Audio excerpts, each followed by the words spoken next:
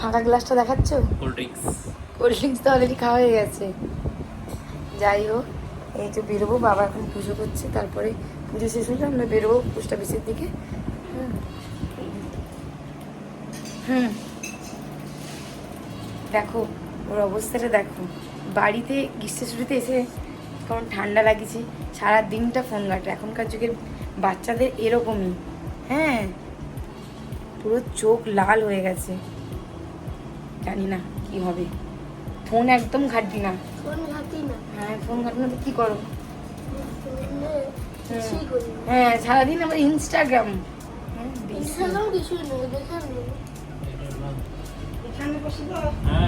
বসো, হ্যাঁ, এই জন্য এটা আমার।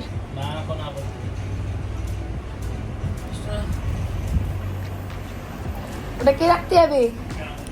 জামাই ওকে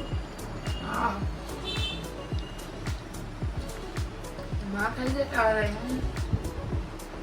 এত মিষ্টি।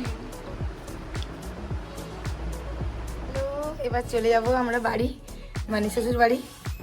এই যে মা বাবা, মাকে তো দেখাই যাচ্ছে না। আসো, সামনে আসো। এই যে, হ্যাঁ, আমি উঠেই ঢাকা নেবো।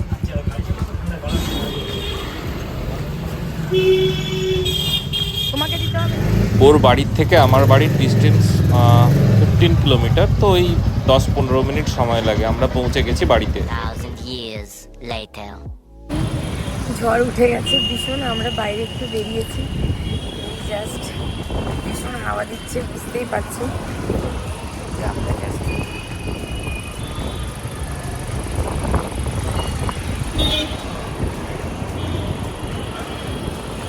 বিকেলে একটু স্ন্যাক্স খাবো আর কি, বাইরে একটু ফুচকা খাবো, দেখি পাওয়া যায় নাকি, যা ঝড় উঠেছে। বন্ধুর জন্য ওয়েট করতে করতে বৃষ্টি চলে এলো। তো দেখো কি জোরে বৃষ্টি স্টার্ট হয়ে গেছে।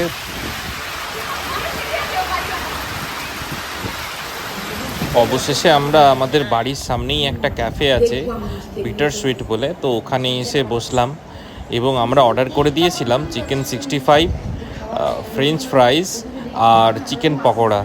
একটু স্ন্যাক্স খেতে মন করেছিল, তাই আর কি। তো আজকের মতো ভিডিওটা এখানেই শেষ করলাম। তো তোমরা সবাই সাবস্ক্রাইব করে দিও, লাইক করে দিও, কমেন্ট করে দিও, শেয়ার করে দিও আমাদের এমওমি ব্লগস।